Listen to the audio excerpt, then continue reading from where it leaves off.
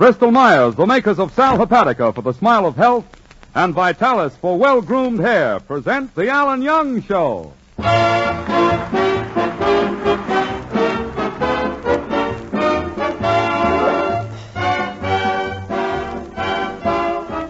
Ladies and gentlemen, this is Ken Delmar, speaking on behalf of those two old friends, Sal Hepatica and Vitalis, and welcoming you to The Alan Young Show, featuring our singing star, Diane Courtney, the music of Peter Van Steeden, and starring Alan Young.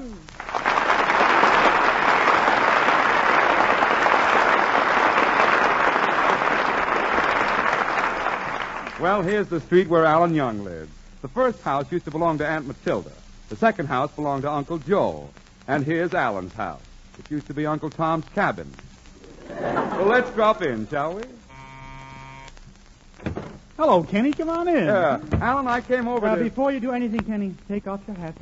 Oh, all right. My hat is off. Alan, I came Quiet, over... please. Let's bow our heads and have a few moments of silence. There. Now, Kenny, I'm going to came over One moment, Alan. Would you mind telling me who we were standing in silence for? Shaky.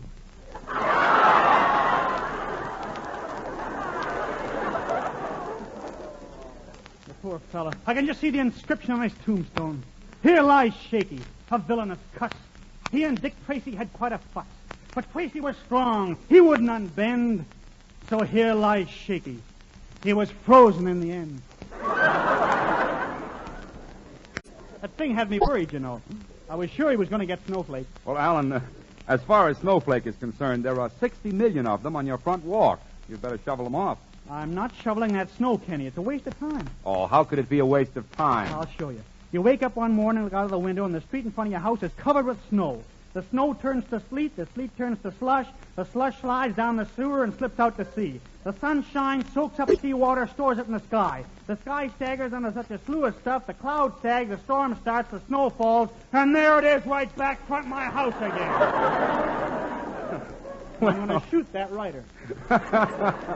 But just the same, you'd better shovel that snow off or you're liable to get a summons. Maybe you're right. But I haven't got my shovel. I lent it to an old fella next door. You know my neighbor? Wait here, Kenny. I'll go get it. This snow is solid. Well, for snowballs. I'll scoop some up and make one. There. I'll fling it at that fence across the street. Whoop. Ingabatto, chi la pozza snowball. Una pozza massacrata da Ingamona la banda pestato, si la banda prostitutore. Cigaretto? Gee, I thought an Italian family had moved across the street. Every Monday I see spaghetti hanging out in the line. Well, here's the old fellow's house here. Hope he's home. I need that shovel. Hello there. Hello there. The other day I lent you my shovel. Well, I'm glad you dropped over, son. Just got some handkerchiefs back from the laundry. They're beautiful. Yeah. Well, I came over to... Of course, when I sent them away, they was bed sheets.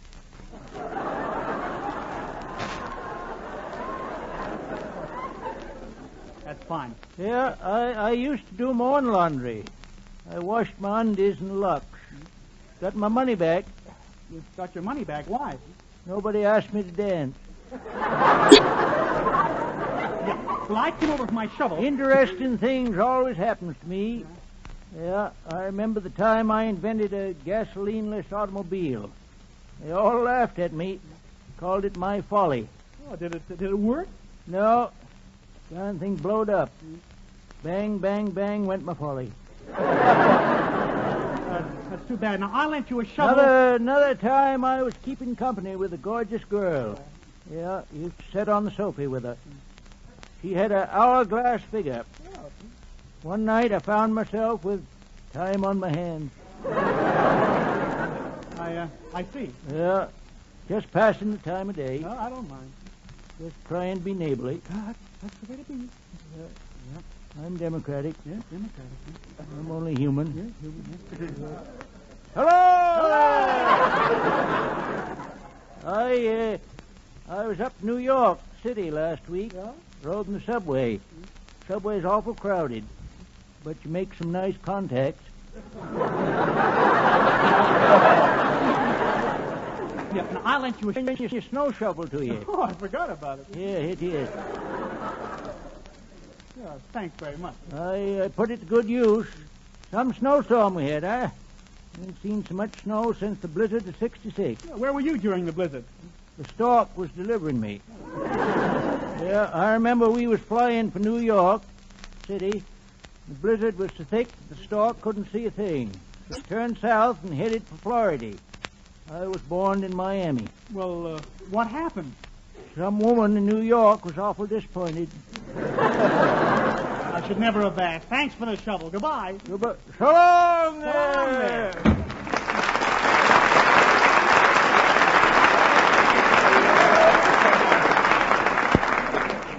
Better get to work and start shoveling this snow off the... Mr. Young! Mr. Young! Gee, it's my girlfriend, Betty. And she's riding in Eddie Davenport's car. What did she go out with that guy for? He's so non-essential.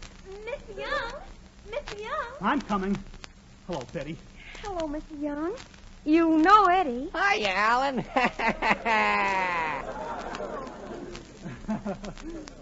Gee, Betty, I love to see you driving around in an automobile. But don't you get lonesome riding all by yourself? Riding by yourself, what do I look like? I don't know. I'm not a bacteriologist.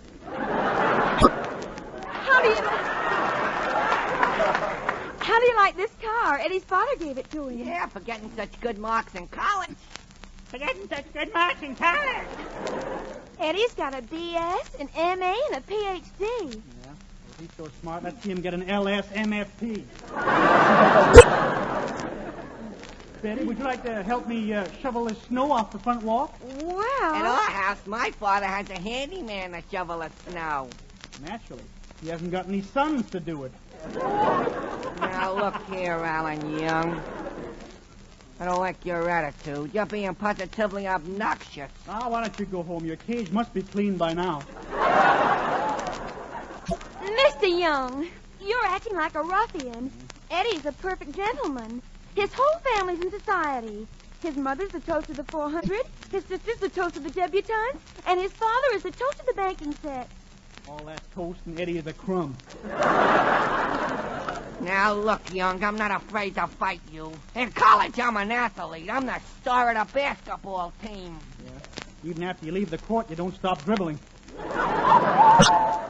Pretty good, huh, Betty? Mr. Young, I'm ashamed of you. I won't stay here and listen to this any longer. Drive away, Eddie. All right, Betty. And Mr. Young, don't you ever talk to me again. I'm not going to let that four-eyed two-timer get away with this. I'll throw a snowball at his car. Eddie, here's a present for you. Pinga posta! E prendo la seconda snowball! Quella fatta la prima visora! Quinta fatta basura! All right, I'm sorry. Everything is going wrong. Say, Alan, what was going on out there between you and Betty and Eddie? Kenny, dames are all alike. The minute you turn your back, they start running around with somebody else. Why, that Betty'd go out with a factory if it whistled at her. Oh, Alan, it's your fault if Betty runs around with other guys. It ain't my fault. Well, how is she supposed to know how you feel about her? You never give her any hint. I darn her socks for her. Well, Alan, there's only one way to make sure that she doesn't go out with anyone else. How? Propose. You mean married? If you'll pardon the expression. Yes, marriage. Well, I guess I will have to propose to Betty, but how do I go about it? Gee, I can't be of much help to you. I've never proposed to anybody. But, Kenny, aren't you interested in anyone? Oh, sure. Who? Sal. Sal? Sal who? Sal Hepatica. I should have known. Why, of course you should have. And believe me, Sal Hepatica is something to have an interest in.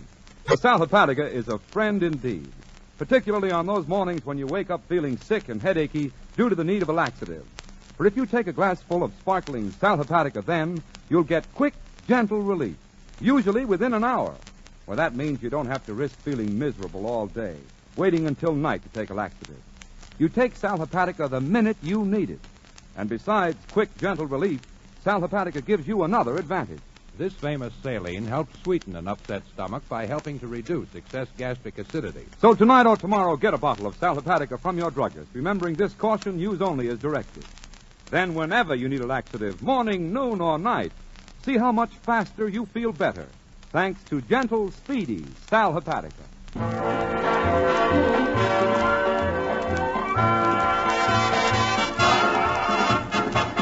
And here's our glamorous singing star, Diane Courtney, to sing The Night is Young and You're So Beautiful.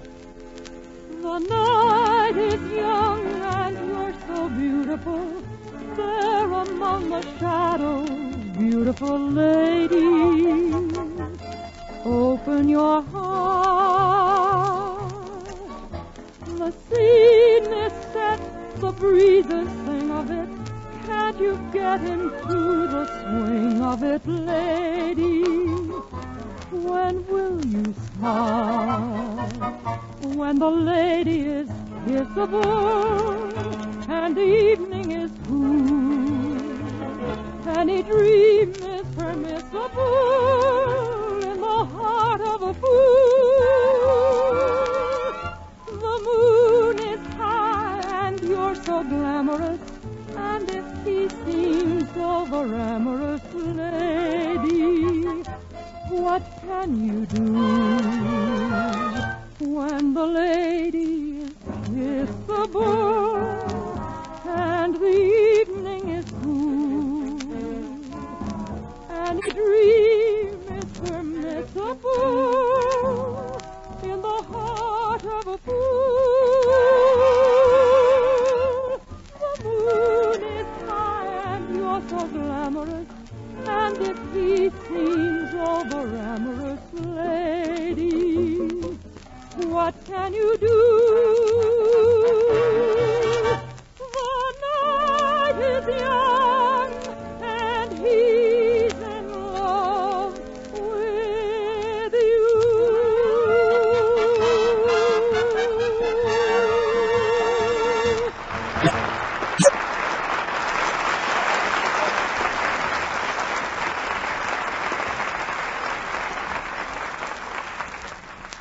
Gee, if I'm going to propose to Betty, I'll need a ring. Buckheimer's jewelry store and buy one. Gee, isn't it wonderful? Someday Betty and I'll get married and settle down in a cottage and live happily forever, Amber. Oh. Gee, I've only got a few minutes to catch the downtown bus.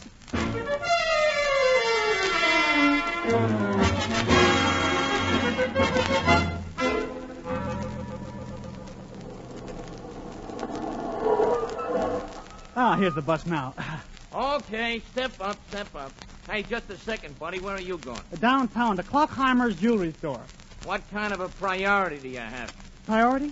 Why, I have a C priority. Get off. What do you mean, get off? Everybody else on this bus has an A priority. Haven't you?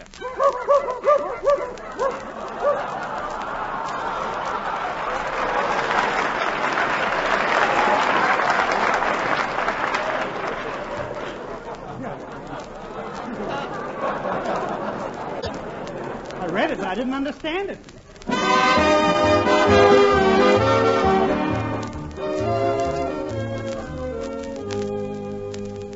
Well, here's Klockheimer's jewelry store. I'll just go right Why, hello, Mr. Young. I didn't expect to see you downtown. in. Well, it's Counselor Carton-Brand. Yeah, it's good to see me. What are you doing looking in the window? Windows, that is, of a jewelry store. Well, I'm thinking of buying an engagement ring. Oh, you're gonna get married. Well, marriage is an extremely serious step. That's philosophy, son. I recognized it. Yeah, I remember one divorce case I handled. The defendant was Maisie LaRue. She was a fan dancer. I was one of her fans. Yeah. What just proceeded was a joke, son. You can get odds on that. Yeah, pay attention, son, pay attention. I recollect I came into the court with my client, Miss LaRue. You know, if you listen, you'll learn, son.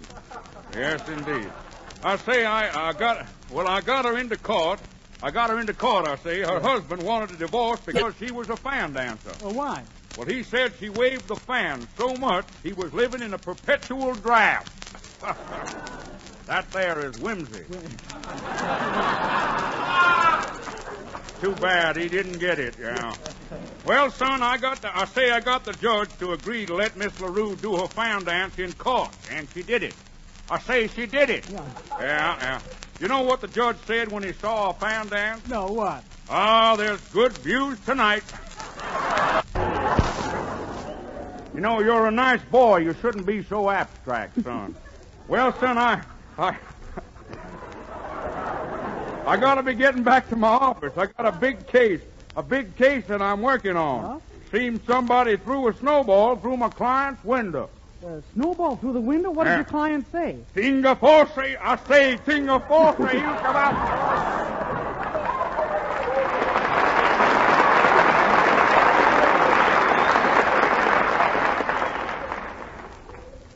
Gee, they have some very pretty... I say they have some very pretty engagement rings here in the window. That's catching. I'll go in and inquire about the rings.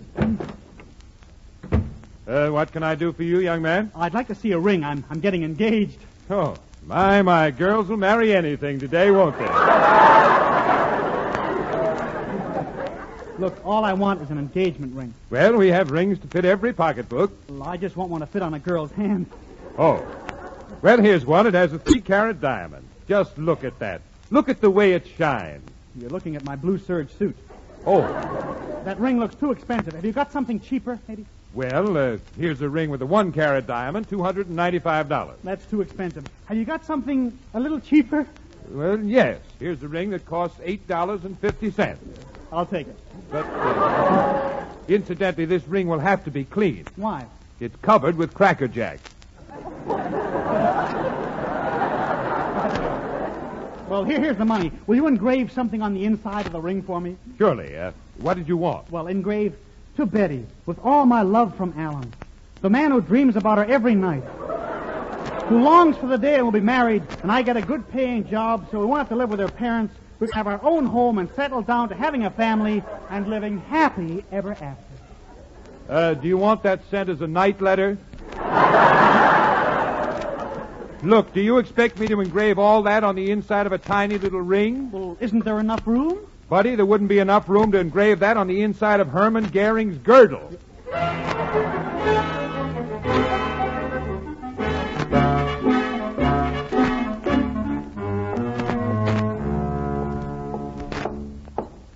got the ring. I'll drop in here at Kenny's drugstore and show it to him. Oh, hello, Alan. Hiya, Kenny. Well, I got an engagement ring for Betty. Here it is. Look at that diamond, Kenny. Yeah, wait a second till I get my magnifying glass. Yeah. You mean you want to find out if the diamond is cut properly? No, I just want to find the diamond. Well, Alan, did you set the date yet? Set the date, Kenny. I can't even get up enough nerve to propose to her. Yeah, well, Alan, I've got an idea. You go over to Slick Slacker's radio store. They've got a recording machine there. You can make a record of your voice for $1. Kenny, you mean I should record my proposal to Betty? Exactly. Then you can take the record up and play it for her. I'll do it, Kenny. But are you sure these records are good? Oh, I'm positive. I made one yesterday. Wait a minute, I'll get it for you. Oh, don't bother, Kenny. I believe you. Oh, but I'll be glad to do it. Glad to. Yeah, here it is. Listen. Ladies and gentlemen, particularly gentlemen, you no doubt have discovered that you can't buy Vitalis, that famous hair grooming preparation, anymore. Well, as your druggist has probably told you, all the Vitalis made is going to the armed forces. But I would like to tell you that the minute wartime shortages ease off, Bristol-Myers will do everything possible to see to it that you civilians can once again get Vitalis. And so once again you'll be able to enjoy the advantages of the most popular hair grooming preparation in America. Advantages like the Vitalis 60-second workout, which loosens a tight, dry scalp, stimulates circulation, and helps prevent excessive falling hair. Yes, we at Bristol-Myers earnestly hope that the time won't be too far off when you can once again go into your druggist and ask for a bottle of Vitalis and get it. Please be patient until then, won't you?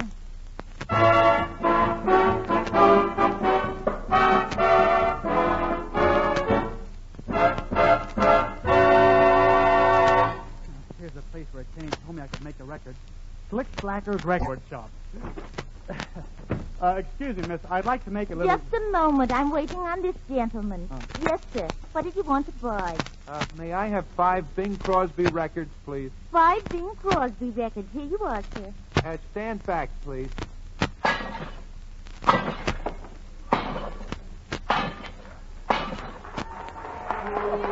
Thank you very much. You're welcome, Mr. Sinatra. Now, what do you want? I want to propose. Don't you think we ought to go steady for a few minutes? No, you don't understand. I don't want to propose to you. I want to propose to a girl. Well, who do I look like? Umbriago? Well, look, I came in here to make a record. There's a man ahead of you making a record. You'll have to wait a few minutes. Here, make yourself comfortable. Pull up a phonograph needle and sit down. Yeah, well, will he be long? Oh, no, he's just making a record to send to his wife. I think he's going to start now. Oh, to his wife. I bet he's got a nice, sweet message for her. Quiet. Quiet, yeah. My dearest, this is just to tell you that for years I've been looking at that ugly puss of yours. Your face is so wrinkled, it looks like a piece of Kleenex that's been carried around for a week. I remember the day I first saw you. When you rolled your eyes, I didn't know whether you were flirting or looking back at the wagon you were pulling. And you're always picking on me. Always picking on me, but no more. I'm through. This is my Declaration of Independence. I'm leaving you. I'm free. Free, do you hear me? Free. Free, free. Free. Okay, I'm through. Where's my record? Here you are. Shall I wrap it as a gift? Never mind. Goodbye. Okay, Blondie, it's your turn. Now just step up to this microphone here. Now, when the bell rings, you start talking. And when the bell stops, you stop. Okay. Ready? Yeah. Dear Betty, I love you very much. I want you to marry me. Do now be very nice. And I hope love me as built for two. We lived together for many years as husband and wife in a house by the side of the road. Will you, Betty? Yeah, I hope she'll be able to hear what I said. The bell made a lot of noise, you know. Will she be able to hear the bell on the record?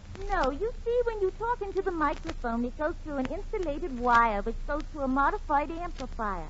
Then it goes to a low-frequency magnetic oscillator. Then it's transformed through a multiple electrolytic rheostat, and then it's condensed in a 7-phase superheterodyne audiometer, and that takes out the sound of a bell. Yeah. Well, wouldn't it be more simple if you just didn't ring the bell? Gee, we never thought of that. Where's my record? Here it is. Suppose I drop it. What'll I do? Oh, we always give 2 copies to a customer in case one breaks. Here you are. Oh, thanks very much. Oh, I hope she accepts him. Oh, my goodness, I made a terrible mistake. Instead of giving him 2 copies of his record, I gave him 1 copy of the record he made and 1 copy of the record the other man made. Oh, I only hope he plays the right one for his girl.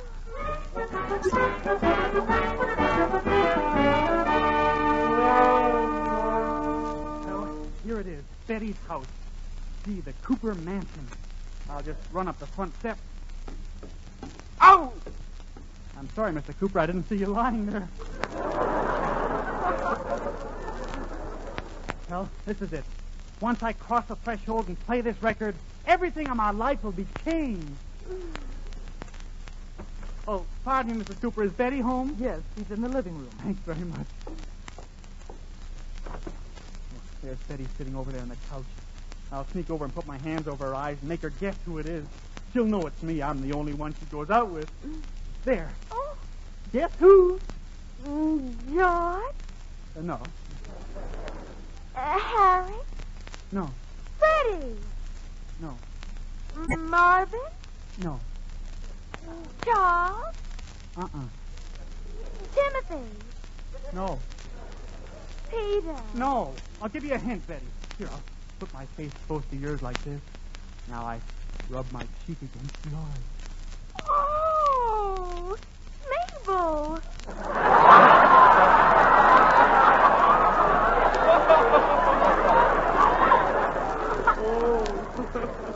No, it's me, Alan. Alan Young, I told you I never wanted to speak to you again. Now you leave this house and don't you dare come back. Betty, you're beautiful. Don't you dare even call me on the telephone. Betty, you're as pretty as anything. Don't you dare even write me a letter. Betty, I got something important for you in this box. Don't you dare sit down beside me on the couch and open it up and show me what it is. Well, it's something very special, Betty. Look. Mr. Young. ring. Engagement pipe.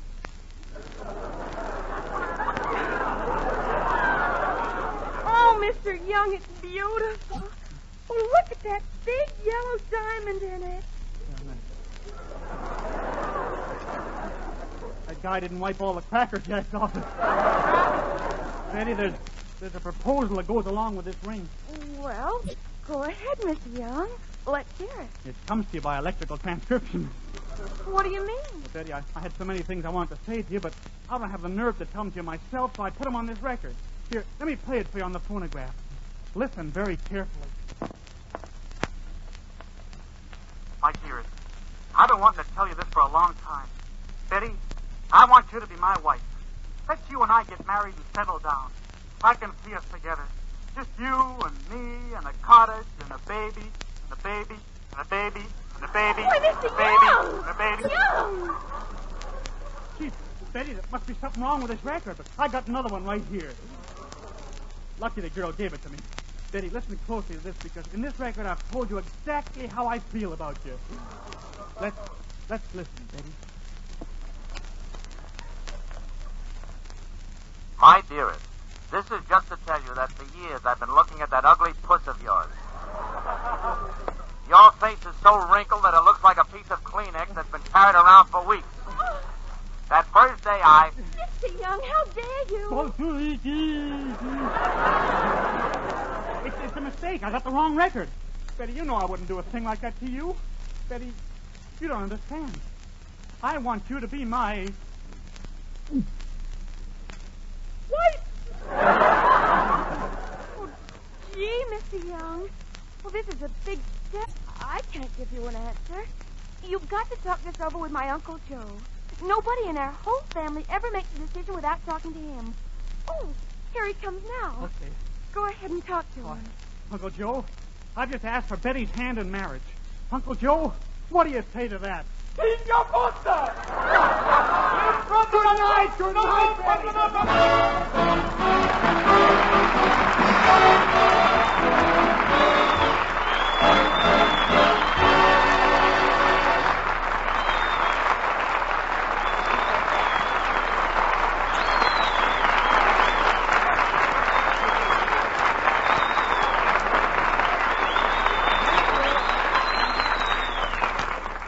Friends, this is Alan Young again.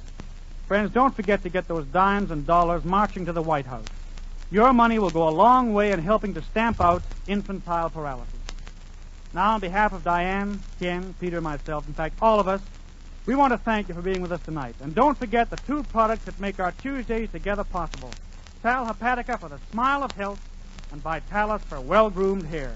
Sal Hepatica Vitalis. Good night.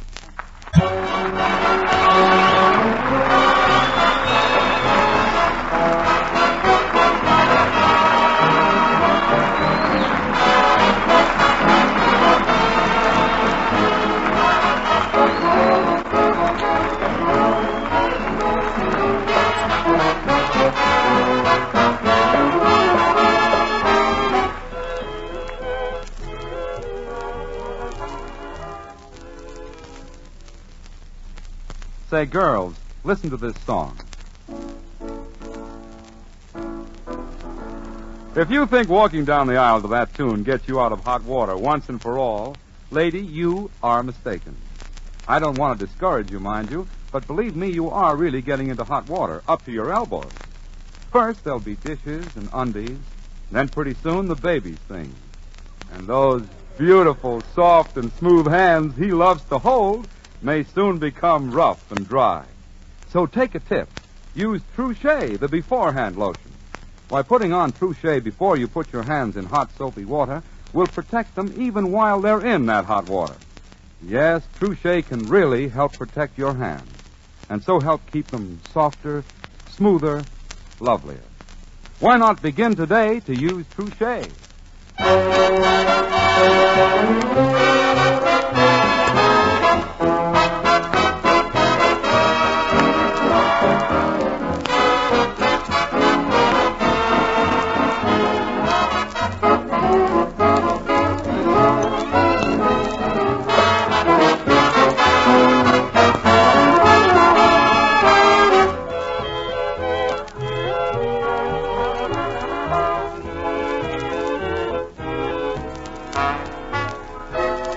Hold it, folks. Stay tuned to this station, for here comes the Gracie Field Show, starring Gracie Fields with that funny man, Fred Brady, immediately following station identification. This is the Blue Network.